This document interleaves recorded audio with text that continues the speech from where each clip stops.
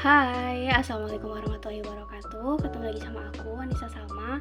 Di video kali ini aku mau ngomongin seputar baby blues syndrome. Apa ya? Kayaknya udah nggak asing nih gitu.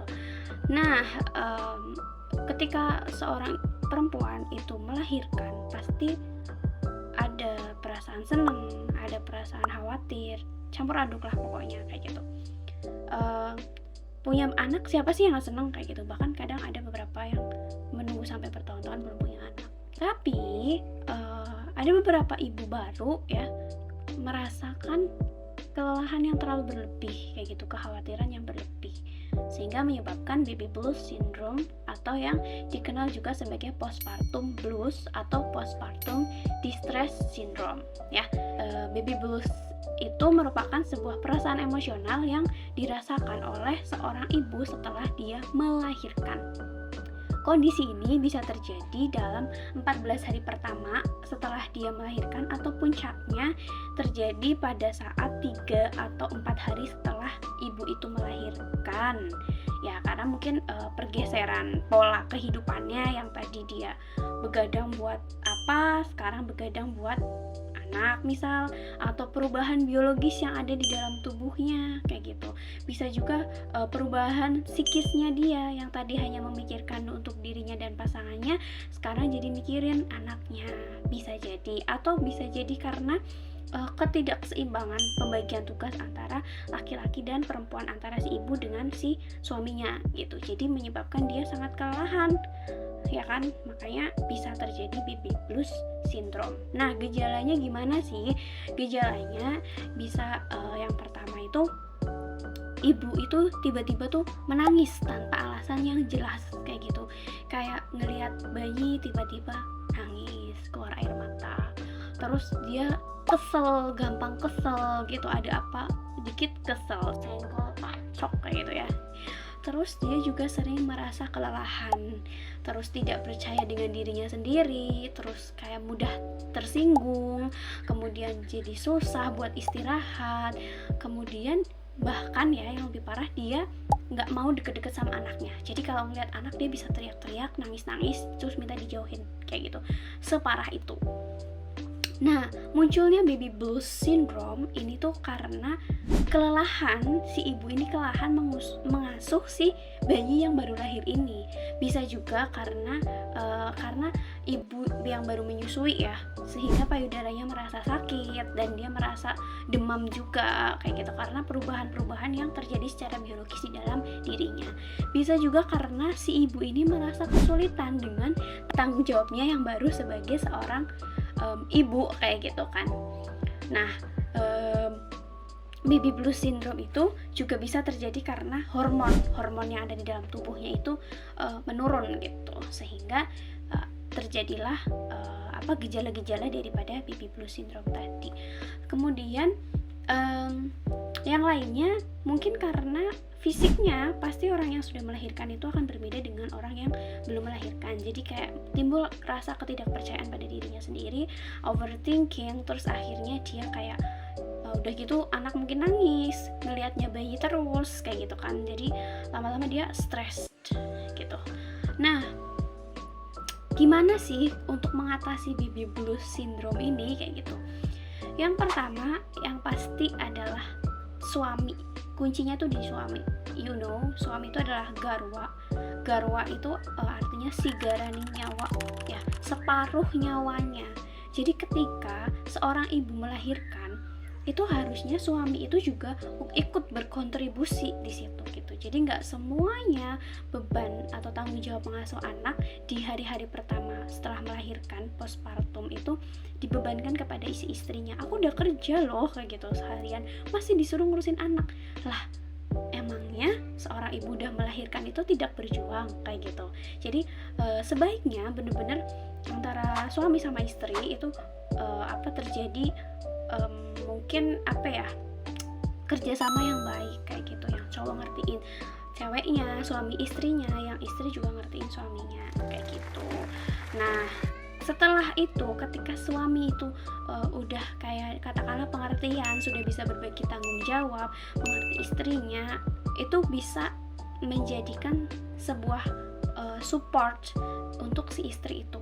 Jadi ketika ada orang lain, tetangga lain, pokoknya dari luar, pihak luar yang mungkin ngomong negatif tentang dirinya, tentang anaknya, tentang kehidupannya, si istri itu punya satu penguat, yaitu ya suaminya ini, kayak gitu. Jadi kayak bisa ngeblocking semua kayak kata-kata negatif yang dia dengar. Itulah pentingnya memilih suami yang bener-bener kayak gitu. Terus selanjutnya adalah melakukan konsultasi dengan tenaga kesehatan atau konseling ya. Si ibu itu melakukan konseling.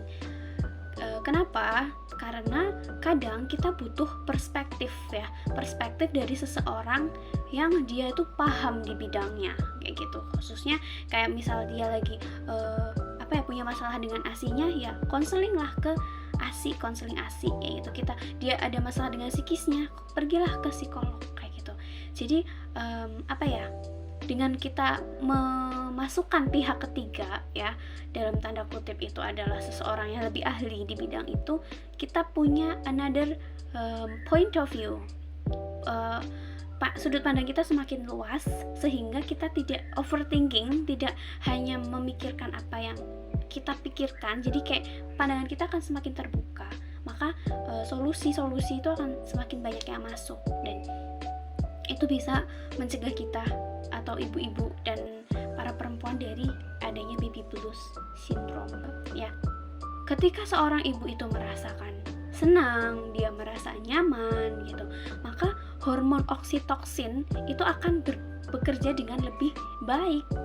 Nah, pengaruhnya kemana? Pengaruhnya ke ASI ya. Jadi ASInya gampang keluar karena ibu itu ngerasa happy, ngerasa comfort gitu.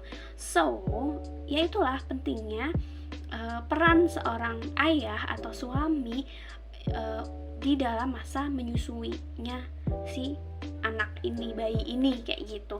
Gimana menciptakan suasana yang bikin istrinya itu nyaman, bikin istrinya itu ngerasa seneng, sehingga ASI yang dia produksi itu akan semakin banyak, sehingga akan berpengaruh juga ke si bayinya. Nah, itulah pentingnya bikin seorang ibu itu happy ya kan, karena akan berpengaruh ke ASI. Ketika ibu itu happy, otomatis di dalam pikirannya dia tuh kayak kan nggak berundet gitu, sehingga ASInya itu akan ngalir kayak gitu, sering ngalir.